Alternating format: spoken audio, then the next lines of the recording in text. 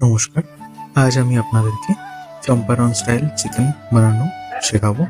কিন্তু এখানে একটা টুইস্ট আছে। আমি চম্পারন চিকেন বানানোর জন্য প্রেসার কুকার ব্যবহার করবো, মাটির হাঁড়ি ব্যবহার করবো না, কারণ শহরে মাটির হাঁড়ি পাওয়াটা একটু চাপের। তাই সবার প্রথমে চিকেন অ্যান্ড চম্পারন হাঁড়ি বানানোর জন্য আমরা পরিমাণ মতো চিকেন নিয়ে নেব। যতটা চিকেন নেবেন ততটা পরিমাণে পেঁয়াজ নিয়ে নেবেন।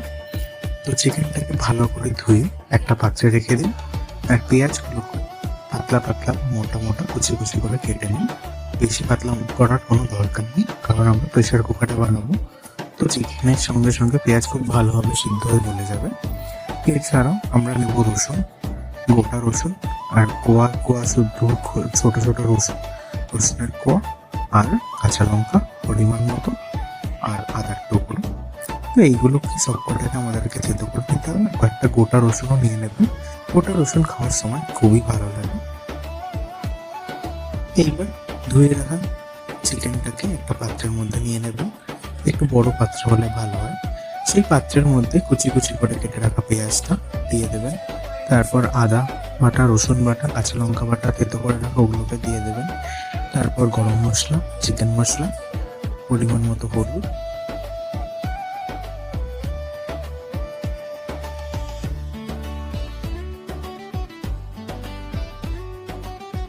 লঙ্কার গুঁড়ো, কাশ্মীরি লঙ্কার গুঁড়ো, নুন স্বাদ অনুসারে দিয়ে দেবেন। আর সর্ষের তেল দিয়ে দেবেন। কাঁচা সর্ষের তেল দিলেও কোনো অসুবিধা নেই, সর্ষের তেল গরম করে দেওয়ারও কোনো দরকার নেই। এটা খুবই চটজলদি হয়ে যাওয়া একটা রেসিপি। যদি আপনার কাছে সময় খুব কম থাকে আর আপনি একটু ভালো চিকেনের কষা টাইপের রেসিপি খেতে চান চম্পারনের মতো, তাহলে এই রেসিপিটা ফলো করতে পারেন। তো এরপর সবকিছু একসাথে মিশিয়ে নেবেন। মিশিয়ে নেওয়ার পর একটা প্রেসার কুকার নেবেন। প্রেসার কুকারে সামান্য পরিমাণ তেল দেবেন। তেলটা গরম হয়ে গেলে গোটা গরম মশলা যেমন এলাচ, দারচিনি, তেজপাতা, লবঙ্গ, গোলমরিচ এগুলো দিয়ে দেবেন। একটু গরম হলে পুরো চিকেনটা প্রেসার কুকারের মধ্যে দিয়ে দেবেন।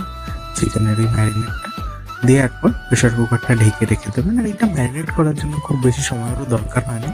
এই রেসিপিটা আপনার ম্যারিনেশন থেকে শুরু করে কমপ্লিট হতে আধ ঘন্টা টাইম লাগবে। আর প্রেসার কুকারে সিটি লাগবে মোটামুটি 15 মিনিটের থেকে বেশি টাইম লাগার উচিত নয়।